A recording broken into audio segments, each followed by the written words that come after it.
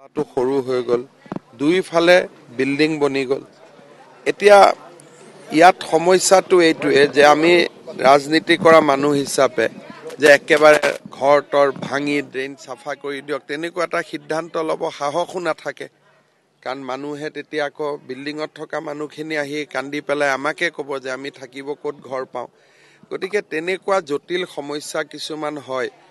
এতিয়া ৰাইজে কৈছে যে অকণমান যদি আমি ড্ৰেইনটো ভাল মেচিন আনি পুৰা ক্লিন কৰি দিব পাৰোঁ তেতিয়া পানীটো পাৰ হৈ যাব। আল্টিমেটলি ডিব্ৰুগড়ৰ পানীটো যিহেতু আমি ডিব্ৰুগড়ত ব্ৰহ্মপুত্ৰত পেলাব নোৱাৰোঁ, চেঁচা নদী হৈ দিহিং নদী হৈ ব্ৰহ্মপুত্ৰত যাব লাগিব।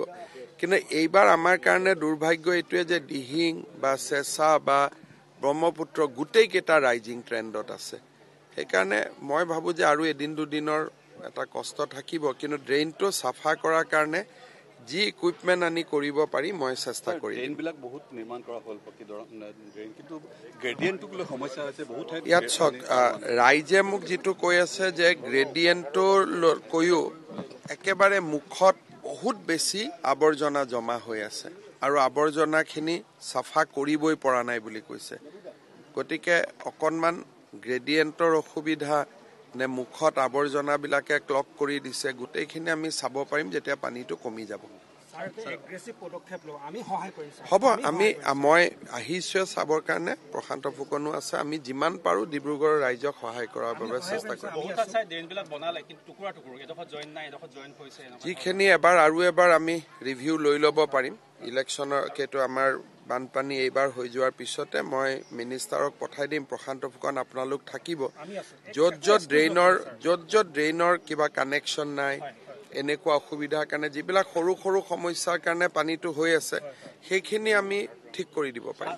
অধিকাংশ নলাই আচলতে পানী ওপৰৰ পৰা তললৈ বৈ নাযায়, সময়কৈ ৰৈ থাকে স্যাৰ। এই কনষ্ট্ৰাকচনৰ সময়ত যেতিয়া দিয়া হয় তেতিয়া তদাৰক আচলতে সেই অভিযন্তাজনে বা সংশ্লিষ্ট বিভাগৰ কৰ্তৃপক্ষ নপৰে। গোটেই দিনবিলাক ৰাতি বনাই চোৱা মানুহ নাথাকে স্যাৰ। জেচিবিৰে খানিছে, পিছদিনাখন ৱাল মাৰি দিছে। এই হৈছে স্যাৰ। পিচিচি কৰিছে না, এইটো মানে এতিয়া ইঞ্জিনিয়াৰসকলে চাব লাগে, তেওঁলোকে দেখা যাওক। বাৰু মই দুৰ্যোগৰ সময়তো দেখা গৈছে যে ৰাজনীতিৰ দৰে ৰাজনীতি কৰিছে আৰু ৱাটাৰ ৰিচোৰ্চ ডিপাৰ্টমেণ্টক এটিএম বুলি অভিহিত কৰিছে।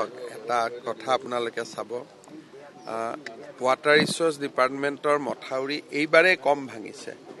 গতিকে এইবাৰ আৰু যিবিলাক মথাউৰি ভাঙিছে সেইবিলাক আমি বনোৱা দিনৰ মথাউৰিও নহয়। গতিকে ইনডাইৰেক্টলি যদি নিজৰ দেউতাকক নিজে গালি পাৰে মই কি কৰিম? সেইটোতো আৰু মোৰ হাতত কোনো উপায় নাই যদি মই মোৰ দেউতাক গালি পাৰোঁ। सर, कल आपने पूरे असम में बाढ़ पीड़ितों की सूद ली है। कल गौरव गोविंद सर ने कहा आपको उनको चिंता है कि आपको बाढ़ की कितनी जानकारी है। ये सब बड़ा लोगों का साथ मुझको डिबेट में मत फेंकिए। मेरा काम है बाढ़ सहायता करना। बड़ा घर का बड़ा लड़का, मेरा उसमें कोई पड़ना नहीं। सर, बाढ़ की स्थिति कैसी है असम में? और अभी असम में बाढ़ का स्थिति सुधर गया है और पानी कम हुआ है, लेकिन जहाँ जहाँ एम्बैंकमेंट ब्रिज हो गया उधर का लोगों का परेशानी बना हुआ है। हम कोशिश कर रहा हूँ जितना हो सकता है सबको मदद करने का।